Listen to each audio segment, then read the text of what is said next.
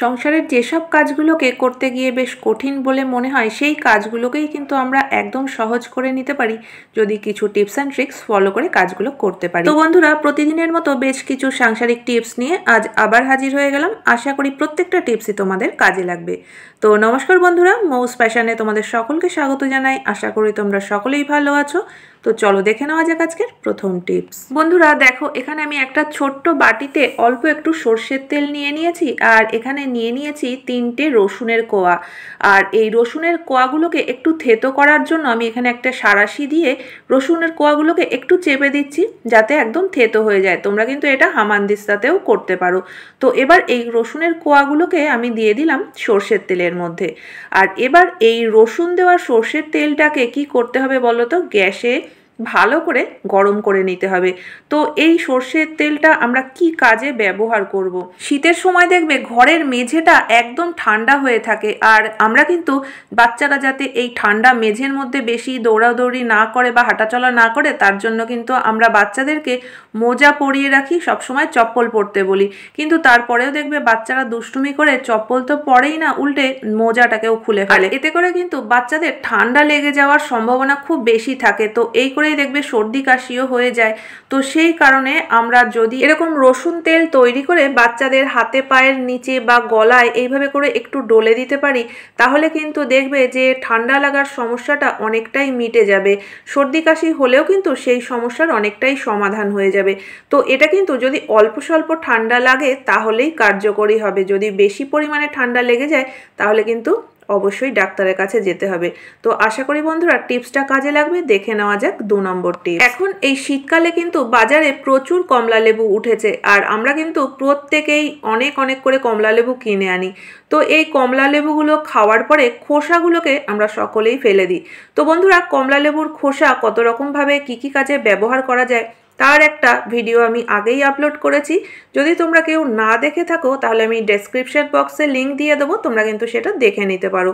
তো এখানে আর একটা টিপস তোমাদের সঙ্গে শেয়ার করছি। অনেকেরই দেখবে জুতো মোজা পরলে পায়ের থেকে কিন্তু খুব বাজে একটা গন্ধ আসে, আর এটা গরমকালে যতটা না হয় শীতের সময় কিন্তু তার থেকে অনেক বেশি হয়।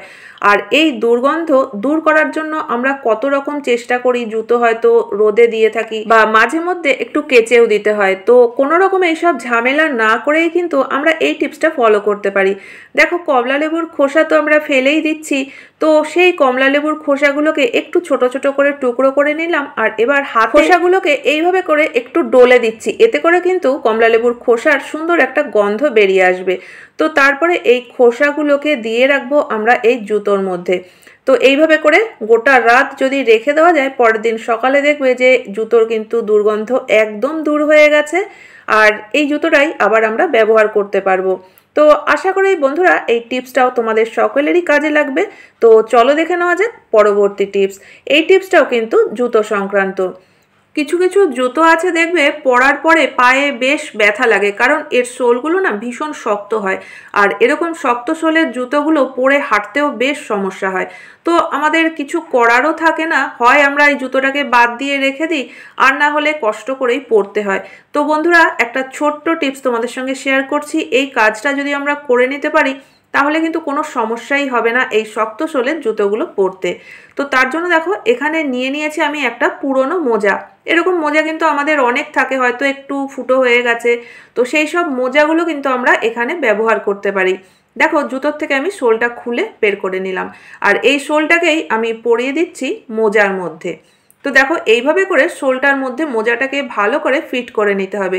তো এখানে মোজাটা একটু বড়, তোমরা যদি ছোট মোজা নাও সব থেকে ভালো হবে। আর যদি এরকম বড় মোজা হয়, নিচের দিকের অংশটা কিন্তু কেটে বাদও দিয়ে দিতে পারো। আমি এখানে বাড়তি অংশটা নিচের দিকে গুটিয়ে দিলাম, আর এবার সোলটাকে জুতোর মধ্যে ভালোভাবে বসিয়ে দিয়েছি।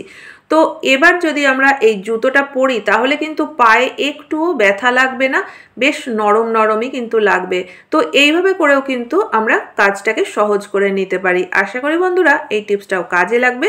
দেখে নেওয়া যাক পরবর্তী টিপস। লঙ্কা তো বন্ধুরা আমরা প্রত্যেকেই রান্নাবান্নায় দেওয়ার জন্য ব্যবহার করে থাকি, কিন্তু এই এত লঙ্কা যদি আমরা সঠিকভাবে না রাখতে পারি, দেখবে যে কিছু লঙ্কা ব্যবহার করার সাথে সাথে কিছু লঙ্কা কিন্তু আবার পচেও যায়। তো লঙ্কাগুলোকে কিভাবে ভালো করে রাখা যায়, এছাড়াও লঙ্কার এই যে বোটাগুলো, এগুলো আমরা কিভাবে ব্যবহার করতে পারি দুটো টিপস তোমাদের সঙ্গে শেয়ার করছি। তো বন্ধুরা, প্রথমেই লঙ্কাগুলোকে ভালো রাখার জন্য যে কাজটা করতে হবে, লঙ্কার বোটাগুলোকে কিন্তু ছাড়িয়ে রাখতে হবে। বোটা সহ লঙ্কা রেখে দিলেই দেখবে বেশি দিন পর্যন্ত কিন্তু ভালো থাকে না, পচে যাওয়ার একটা সম্ভাবনা থাকে। তো এখানে আমি লঙ্কাগুলোকে পুরোটাই বোটা ছাড়িয়ে নিলাম। আর এবার দেখো এখানে যে কাজটা করতে হবে, নিয়ে নিয়েছি একটা কাগজের টুকরো। তো এই কাগজের টুকরোর বদলে তোমরা কোনো কাপড়ও নিয়ে নিতে পারো। তো এর মধ্যে করে লঙ্কাগুলোকে দিয়ে একটু ভালো করে মুছে নিতে হবে, যাতে এর মধ্যে কোনো জল জল ভাব না থাকে। তো মুছে নেওয়ার পরে এবার একটা থালার মধ্যে একটু রেখে দেবো হাওয়ার মধ্যে, যাতে এর জল জল ভাবটা যদি থাকেও সেটা যেন সম্পূর্ণ শুকিয়ে যায়। এবার দেখো এখানে আমি একটা প্লাস্টিক কন্টেনার নিয়ে নিয়েছি, এর মধ্যে পেতে দিলাম একটা কাগজের টুকরো। তোমরা কিন্তু চাইলে এর মধ্যে কোনো টিস্যু পেপারও পাততে পারো। তো তার মধ্যে এই লঙ্কাগুলোকে রেখে এর ঢাকনাটা আটকে যদি আমরা ফ্রিজে রেখে দিই, তাহলে কিন্তু একটা লঙ্কাও পচবে না, পুরোটাই আমরা ব্যবহার করতে পারবো। আর বন্ধুরা, লঙ্কার বোটা তো আমরা সকলেই ফেলে দিয়ে থাকি, তো এখানে কিন্তু আমরা লঙ্কার বোটা না ফেলে ব্যবহার করব। কিভাবে সেটা চলো দেখে নেওয়া যাক। এখানে আমি বাটিতে বেশ কিছুটা জল নিয়ে নিয়েছি, আর এই জলের মধ্যে সম্পূর্ণ লঙ্কার বোটাগুলো দিয়ে একটা ঢাকা দিয়ে রেখে দিলাম।